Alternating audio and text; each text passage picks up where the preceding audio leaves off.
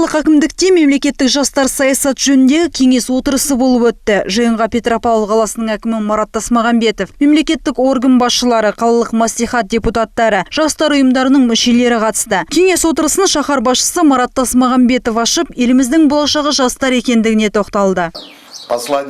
Қазақстан Республикасының президенті Нұрсұлтан Назарбаев бейбітшілік пен тұрақтылық бұл халқымыздың құндылығы екенін атап өтті. Біз барлығымыз оны күнде жүзеге асыруымыз қажет. Өйткені жастар мемлекетіміздің болашағы. Оларға барлық жағдай жасалған. Жиын барысында жастардың бос уақытын ұйымдастыру, спортпен шұғылдануды насихаттау, оларды жат діни ағымдарға кіріп кетпеу үшін жасалып жатқан жұмыстар, жастарды жұмыспен қамту жайы талқыланды.